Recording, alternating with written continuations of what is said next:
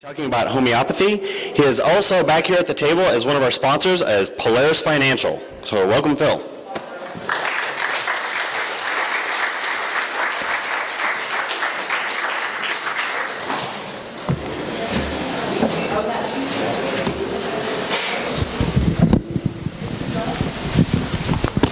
How you guys doing? Whoa, sorry. Cameraman, just in case, I will be moving, so just be warned. Got a few props here we're going to play with in a minute. Damn, it's a sexy crowd. Hey?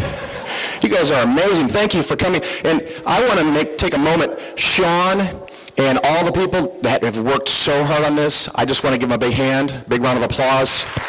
This is amazing. I'm going to have a couple different topics today. One of the first primary things is homeopathy, but we're also going to talk about how to break the cycle of woo, of religion perhaps, of how not to think critical. One of my claims to fame is I'm actually an evangelical atheist. And just as a show of hands, how many of you are atheist, agnostic, maybe even deist, secularist, humanist, something like that? Just raise your hand. Okay, the vast majority of you. Keep them up. Who thinks the world would be a better place if more people were free to at least think about things the way that you do? They don't have to agree with you, but if more people... Okay, so then my question is, what the fuck are you doing about it? I mean, that's the answer I want to hear. I mean, it's great that you're coming here, and thank you for doing so, but that may not be enough. I want you to be an activist. I spent 5 years pretending to be a Missouri Synod Lutheran. That's a different talk. And they would every Sunday tell you, you're going out of the church into the mission field. I want you to think about that when you leave here today. What can you do to make a difference, whether it's homeopathy or some other crazy ideas that you come across? First of all, my company is Polaris Financial Planning. My table's in the back. Come visit me. There's the website. The state of Illinois has informed me that I have to tell you that I'm registered in the state of Illinois. And then I have to follow it up by telling you that doesn't mean shit. So there's the official language I have to use. Ignore what I said verbally and just pay attention to that. My other thing is I have a blog, Skeptic Money.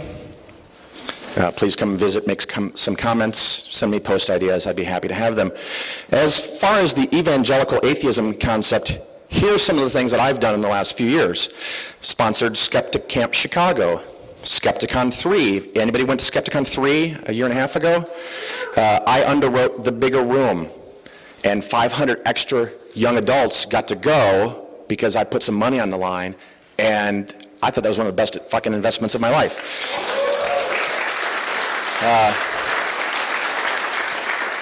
A corporate sponsor for the American Atheist Convention in Iowa. So anyone from Iowa. Thank you for coming. I'm trying to make the connection that people can understand they can actually make money marketing to atheists. It's an untapped resource, and I'm not scared to market to them. If I happen to lose a customer because of it, tough. But, those are the breaks.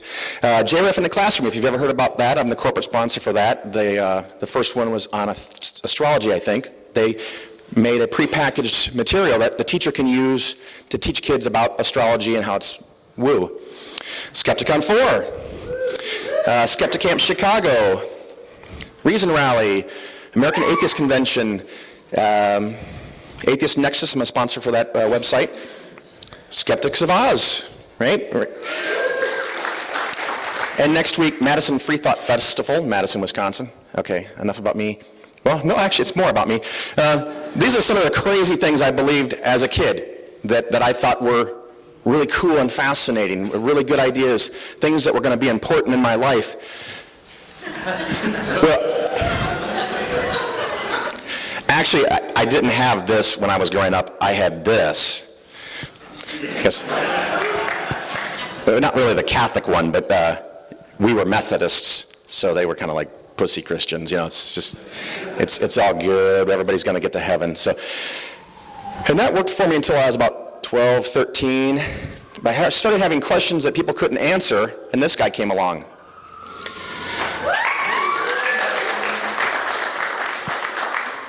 And what he did changed my life, and even now I'm almost tearing up about it. What my life would be like if he hadn't did what he did. All right, I'm going to move on before I lose it. Okay, homeopathy. I'm going to give you a sample product. Yeast Guard.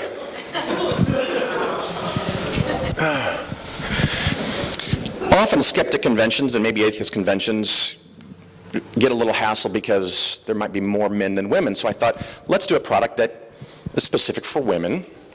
You know, do women issues. I'll use my empathetically limited knowledge of those subject matters and try to discuss this. Treats and prevents symptoms of yeast infections. Please note, homeopathic products don't actually treat the illnesses, because then it would be a medicine. They treat the symptoms. Soothes and cools burning, itching, and irritation. How lovely. Vaginal health. I'm still not sure what that actually means, but whatever. What are the ingredients, you ask? And I'm so glad that you did. Here they are. And for those of you who speak fluent Latin, you could tell us what these are. Okay. They put Latin because it looks all sciencey. And sometimes these people find it really important to look sciencey. It makes a difference to them. The first one, it's a fungus. So to get rid of fungus in your hoo-ha, you put fungus in your hoo-ha. Again, I don't know much about how that stuff works, so maybe that's a good idea. Second one, another fungus. This one actually causes a thing called sepsis. Not being a medical person, I had to look it up, and I found out that that often results in death. So that's bad. The third one is some flowers. I mean, I would have understood if it was tulips. I'll wait, go ahead.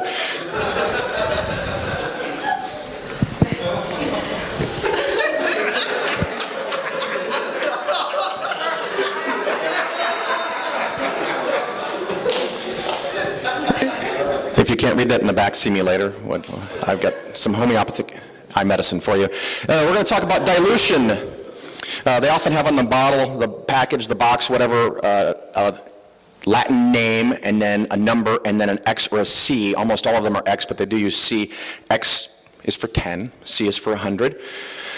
That tells you the dilution. So you have 1 drop per 10 drops of water. 2X is 1 drop per 100 drops of water. So on and so on, you get the idea. So we live in a linear world, not a geometric world. So it's very hard for people to understand what these numbers mean. So I wanted to give you some examples, some samples, to kind of give you a perspective. How you guys doing over here? 1 drop for 5X is 1 drop in a gallon of water. So think of a milk jug. You take 1 teeny little drop of whatever you're taking as medicine, which is dubious in the first place, and you put it in a gallon, milk jug gallon full of water, and then you take your medicine out of that milk jug. That's the dilution level you're getting. There are some things that in that dilution level can kill you. So there's some stuff there, but usually not going to do anything. But they don't stop there. 8X is a 15-foot wide pool, 4 feet deep. 8 is 3 bigger than 5, right? So, but it's not linear, it's geometric. It's 3 zeros bigger. So it's 10, 100, 1,000 times the size of a gallon of milk. But they don't stop there. 10X is an Olympic pool. 20X is Lake Michigan. I'm from Illinois, so that's Lake Michigan. 23, Avogadro's constant. For those of you who don't understand that, it means that there's nothing left. So at this point, if you put 1 drop in a size of water that big, which would be, 3 zeros, 1,000 times bigger than Lake Michigan, no matter what you do, you're probably not going to get any of the original material anyway, but they don't stop there. Because, quite honestly, it's not strong enough yet. 50X is 1 drop in the volume of the earth. 60X, which the guy who created homeopathy suggested that all homeopaths use, is 10 billion earths. So that's a lot of water. 80x is the entire volume of the known universe.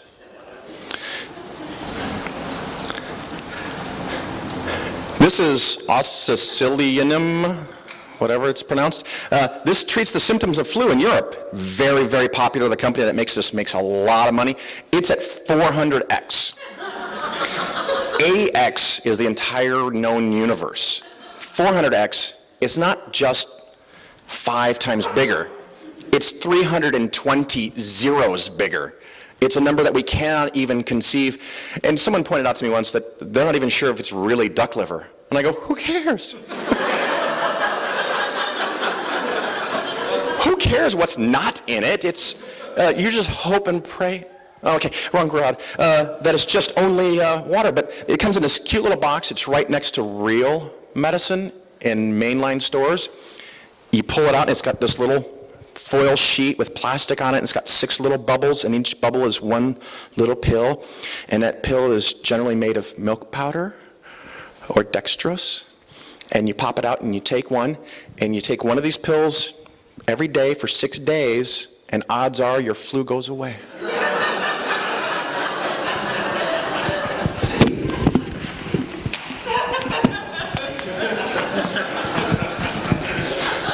So the question is, how does it remember the medicine and forget all of the shit that's been in it? So this is because every bit of water on this planet has at some point passed through you or some other human. Anyway, another topic that I do is what I call financial woo. Since I am a financial advisor, I recently had a friend come to me, a friend of my wife's, and she came to me and she says, I need some advice. And that's kind of really a bad way to start a conversation with me. So, you give me a break this weekend. She says, I bought a stock. I said, a stock? And she goes, well, $5,000 in one company. And I'm looking at her, and I'm like, I didn't know you had $5,000. This was a woman who, within the last year, had lost her house because she wasn't able to make her mortgage payments. She came up with $5,000, and she bought a stock. And I said, why did you buy this stock? And she says, well, this friend of a friend called and told her, and in 6 months, she was going to double her money. I was like, I don't understand. How can someone make that claim? I don't know what's going to happen with any stock, let alone the market. Plus, you should only have 5% of your money in any one given stock, so you should have 20 of them. She had one. Everything she had, every penny she could scrape together, she put in one stock. She then told me that she got the stock at half price. I said, is it like a sweater? I mean, how do you get it at half price? And she sells Mary Kay products for a living. And I said, if you sell someone a package of a kit, maybe, I'm not sure exactly what Mary Kay sells, but say the kit's $100, what does it cost you? And she says, well, about $50, so they double the cost. And I said, the next customer that wants one of those kits, sell it to them for $25. And she looks me straight in the eye, she goes, why in the hell would I do that? Why did someone sell you a stock for 50 cents that's worth $1? Oh, that's a good question. Yeah, I thought it was. So I asked her, I said, is this a private or public stock? And she goes, I don't know. And so we went and we researched the company, and I pulled up a screenshot like this, and she goes, yeah, I looked at that, and I don't know what any of those numbers mean. Okay, do you have another $5,000 I can have? Just give it to me. I'll promise it back after I die.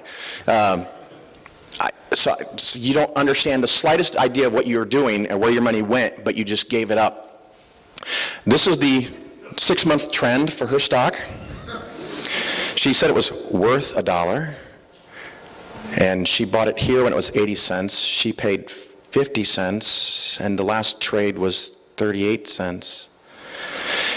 This down here at the bottom is the volume, and see it's 5,000, that's how many shares traded in that transaction. So for the last 6 months, they haven't sold enough shares for her to even be able to get rid of her shares, because she bought 10,000 shares, 5,000 times 50 cents. So if she went to try to sell her 10,000 shares, she would likely depress the market value of the stock. She'd probably only get 15, 20 cents at most if she's lucky. So she just lost 75 to 80% of her money in best case scenario. Here's what the company does. And people ask me to say, well, is this legal? Yeah, it looks like it is. I mean, I'm not an attorney. This is not legal advice.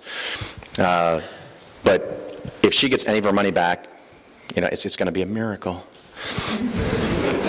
This is their little image from their website. It was cute. I think that kite was one of their first prototypes. Anyway, it didn't work. The other topic I'm going to talk about a little bit, just a little, because there's other people who are going to handle it far more than I will, is religion. And being an evangelical atheist, I often get in debates. Also did this on my plane ride over here. I had great fun. I have a captive audience. They can't leave. We were in a restaurant once, and my wife says, "You're being too loud. People at the other tables can hear you." And I said, "I know." What are they going to do? Leave? Anyway, so after debating with the common Christian for a while, they kind of get tired of talking to me. And usually they tire before I do. So when I get that sense that they've had about enough, I say, well, you know what? Let's focus for a minute on things that we do agree on. Let's focus on some basic, fundamental, primal things that, morals and values that we all share as humans. It's part of our shared humanity. You don't have to be a Christian, you don't have to be an atheist, but I think we can agree to some things. And they'll say, oh, that'd be nice. I'm tired of arguing. Okay, what do you got? And I said, so imagine you're in New York City. It's 3 o'clock in the morning, and you're in a dead-end alley off of another alley, and you're lost. You don't know where you are. You don't know how you got there. You're just very scared and all alone. Well, out of nowhere, a giant ogre sneaks up behind you. Very stealthy for his size. He's 8 feet 5 inches tall, 450 pounds, all muscles except for the beer belly. But he comes up behind you and with one arm grabs you, restrains your arms, and lifts you off the ground. And you're in serious trouble. You can scream, but no one's going to hear you. You can't get free. He's not even fazed by your feeble attempts to kick him from behind. And what does he do next? He brings a pistol up to the side of your head, and he says, "Do you love me?" And you're thinking, excuse me? I don't understand it. What do you mean, do I love you? And he says, well, if you love me, I'm going to make you a cake. If you don't love me, I'm going to shoot you and make you into a zombie. So I would ask the average Christian, is this ogre moral? Has this ogre created a moral situation? And they always say no, this situation is immoral. The ogre, maybe even we could argue, is evil. And I said, I'm so glad we agree. We share these basic fundamental values as humans, that a situation like this is wrong and unethical. And I said, now, let's not change the rules of the game any. Let's just magnify the reward and the penalty. So instead of him making you a cake, you get to go live with him forever in a place of beauty and grace. We could call it heaven. And if you don't love him, he's not going to kill you once, but he's going to kill you over and over and over for all of eternity in a lake of fire. And they say, well, now you're talking about Christianity. And I said, we agree twice, right? That's amazing. But the funny thing is, since I didn't change the parameters, I only magnified the reward and punishment, you already agreed that the basic principles of Christianity are evil.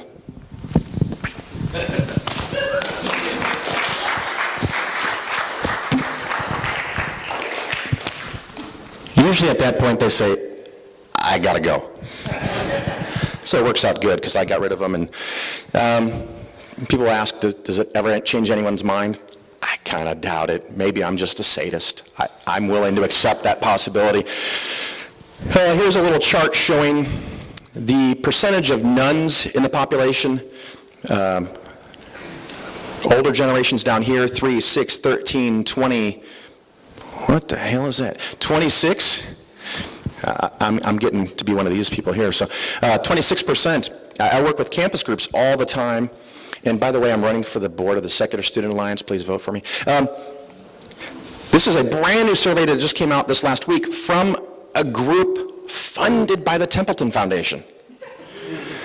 If you don't know the Templeton Foundation, it's an organization with unlimited resources trying to show the goodness and the values of religion. The thing I'll point out to you, unaffiliated, that means children that aren't in a religion when they're young, is 11%. By the time they get to between 18 and 24, it's 25%. We are winning the war. Now, do they replace this with woo? That's why we need skepticism. But All these other religious categories are all losing. And then you have other down here, or don't know. I count them on our side too. Because it's often Pastafarians, deists, searching, whatever it is they have. They also had this nice little chart that talked about what do young adults, 18 to 24, think about religion. And the most common things they came up with: Christian, non-Christian, judgmental, hypocritical, anti-gay, too involved in politics, and teaches the same shit as every other religion. How awesome is that, right? We just got to wait them out. We got to make sure that the current politicians don't ruin the world before these young people get a chance to take over. Now, the next important part of this is what you can do about it. Because it's one thing to be a skeptic and to realize it's a problem and be motivated. So I'm going to talk about some things you can do. Here's the simmer. And the first thing I got is this thing called science paper, and she didn't like that. So I took it and started showing her friends, and they were so impressed that she took it back. So they each have, half a dozen different magic tricks that from time to time they'll show their friends or other kids. It's just a way to help them think. YouTube videos. Anybody seen the big YouTubers and seen the videos? Not so many people here, but in college, YouTube is huge. My kids watch YouTube, and they follow random links from one thing to another. So the more YouTube videos that are out there, if you haven't seen these people that I'm going to suggest, you should go watch them. The Thinking Atheist, he also has a radio show. Fantastic, high-quality productions. This guy is a professional video guy and a professional audio guy. Top-end stuff. Aaron Ra has been around for a long time and has helped a lot of people see free of religion. So if you have a Facebook account and you've got nieces and nephews, grandkids, whatever, send them a few links. Start with something subtle maybe and see how they take it. Dark Matter 2525, more of cartoons, but great ideas. Kids like stuff that they can laugh at. Adults like stuff that they can laugh at. Send it to them. Get them thinking. Mr. Deity, I'm sure most of you have seen some of this show. It touches on religion, but it's not in your face, and most Christians laugh at it because it's just well written and it's funny. Optical illusions. Take a look. Do you know who this is? Anybody? Jolie? Does somebody? Any? I heard it. Now, stare at the screen. Watch carefully.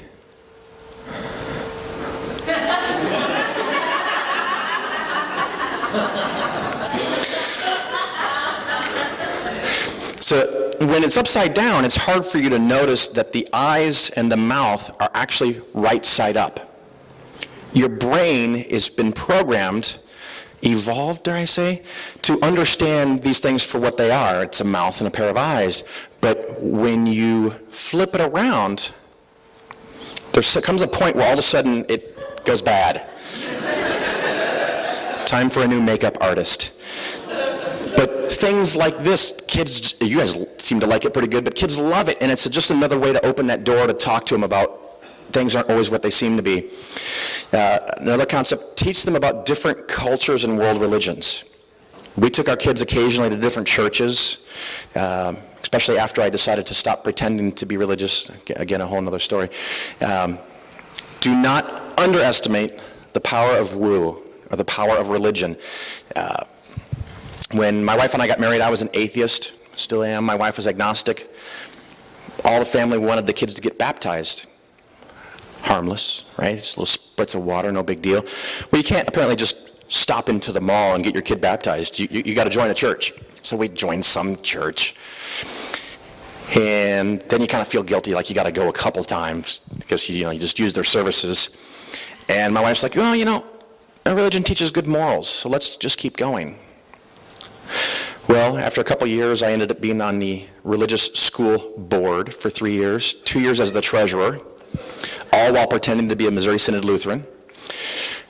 And I finally worked myself off the school board, and 2 or 3 weeks later, half a dozen elders grabbed me after church one Sunday, and they said, we would really like you to be the outreach chair for the entire church. Wow. What the fuck have I done? And I figured I must have had all the proper values or things that they were looking for. Relatively articulate. I'm white. I have a penis. Anyway, so something in my head snapped, and I said, I'm done. So we went home that day, and I told my wife I'm not going back. And I never went back, and now my son is an atheist, my daughter is an atheist, my wife is non-religious, because she doesn't like the word. Her brother, her sister, and her mom, before she passed, admitted that it was all crap. So it can be done, and sometimes it takes a lot of time, but that's what I'd like to invite you to do. And as much as I tried to make this really long, I talked too fast. So I am done, and I will field a few questions. Thank you very much.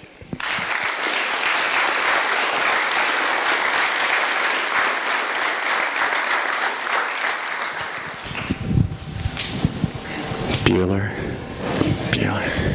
Everybody wants to eat. I'm the guy keeping you from lunch. That's not good. Yes, sir. Hi, Andy.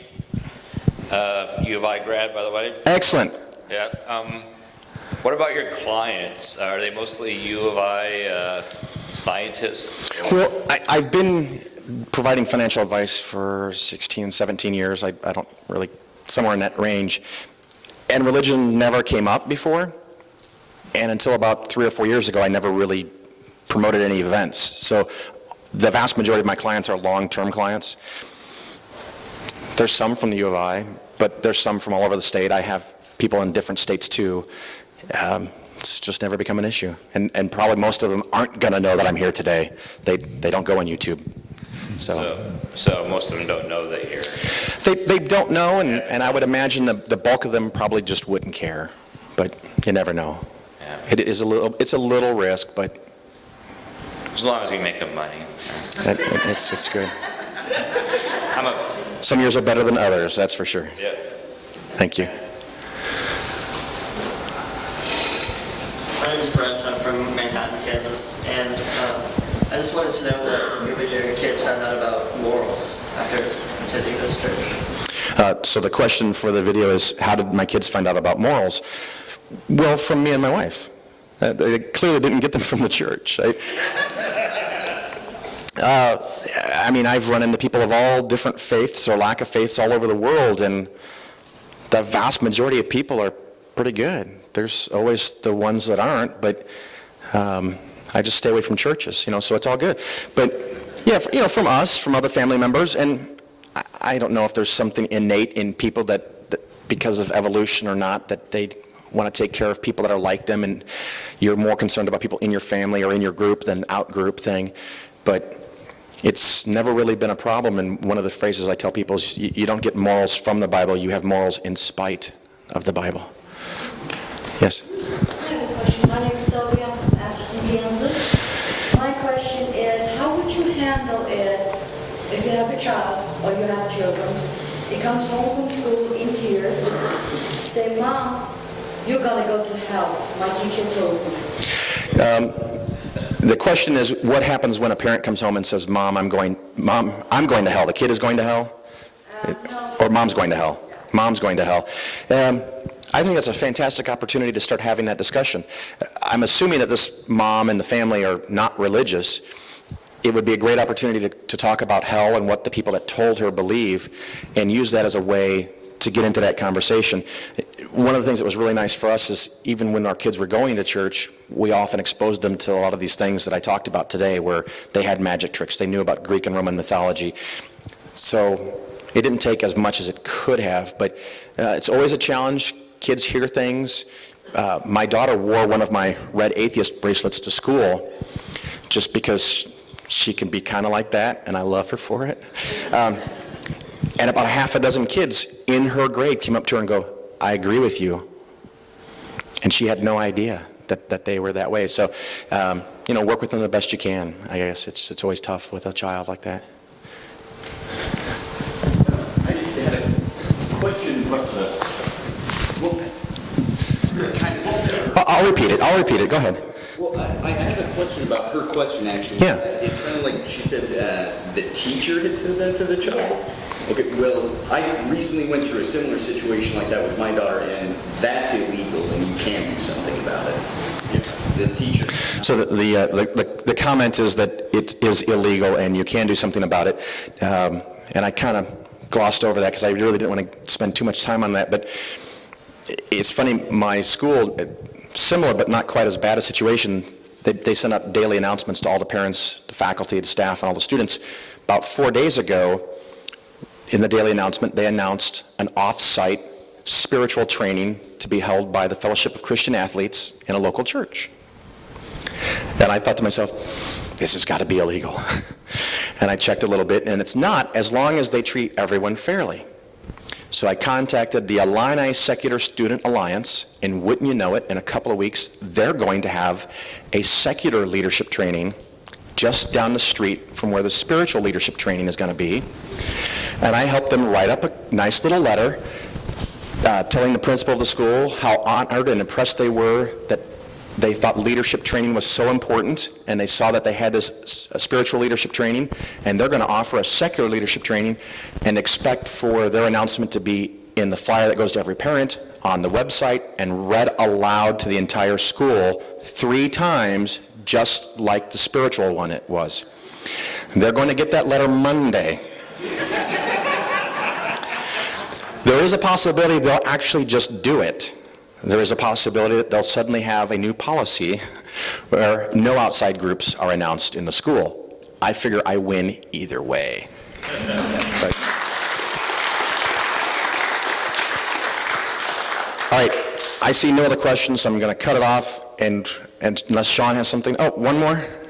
I'm just kind of anticipating a situation that might come up.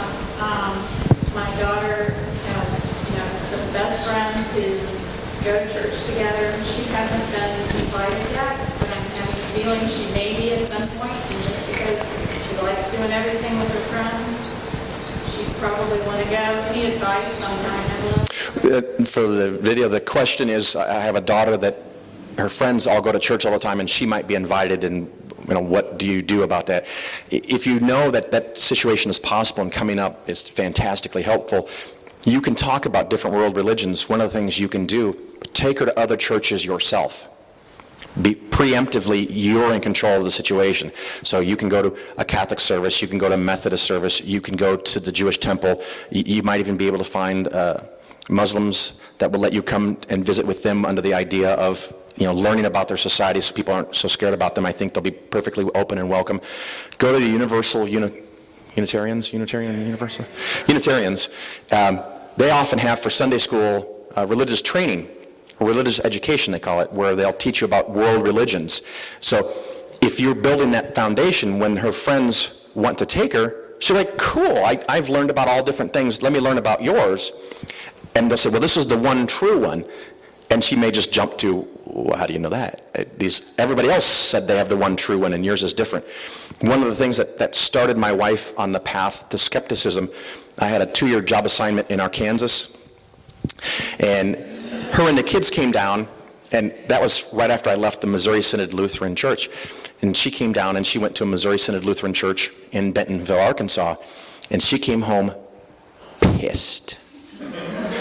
Missouri Synod Lutherans are notorious for being very quiet and reverent, and they sing every verse of this hymn that they're singing. This one had a band. They were hand-raising, and she came home and told me about it, and I'm listening like this. Because now she's criticizing religion in some way. The husband can only ruin things like that, so just keep your mouth shut. And she says, the first person that flopped down into the aisle and started speaking in tongues, I'm out. And then she says, you know what I think? I think that they modified their service to maximize their appeal to the local residency to maximize their income.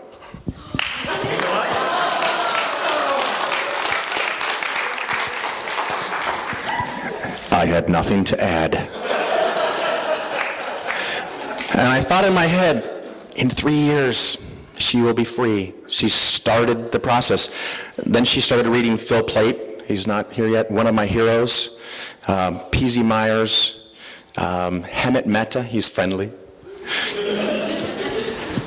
And then she went with me to, she used to go to these religious presentations and shows and conferences like this. And she'd come back all energized, and I went to my first TAM, the Amazing Meeting in Las Vegas, highly recommend, by the way. She came back all energized, or I came back all energized. I got to save the world too. And she thought, well, that's weird that you went to this convention and came back all energized, but it's not God. How is that possible? A few weeks later, she says, hey, next year, can I go with you?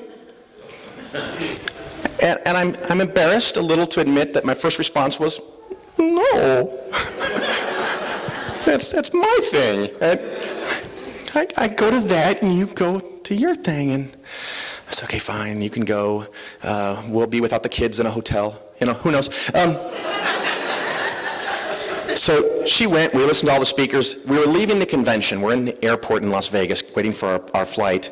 And she says, so our memories, they aren't always exactly what really happened. I said, yeah, honey, I've told you that 50 times before. And she says, yeah, but now somebody else said it. So truly a married couple. But, hearing anybody else say it other than your spouse sometimes is important. She heard this experience, and she's gone with me every year to TAM. And about 2 years ago, she called me at work, and she says, I hope she doesn't see this video. You know how sometimes I see signs, and they mean things? I said, yeah, I do. She says, I saw a couple planes pass each other today in the sky. You know what they made? A hammer and a sickle? They made an A. So I am a very happy husband. Thank you again very much. Go enjoy lunch.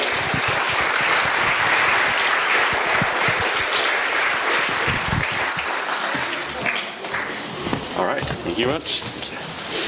Okay, we are back on schedule. So if you look at your schedules, you have lunch from 12:30 to, I believe, 2. Yeah. This is last year where we had to compress everything into one day. It was terrible. Very busy day. So anyways, 12:30 to 2. Lunch, probably the easiest thing to do is you come out the front door to Hillside, go north to the next street, Douglas. You can go a little bit further north, there's food there, but if you hit Douglas, the east or west, in either direction, there's tons of food within a block or two. So there's plenty to eat. If you're local, you know the area. There's other things, obviously, that you can stray farther and come back. Enjoy your lunch.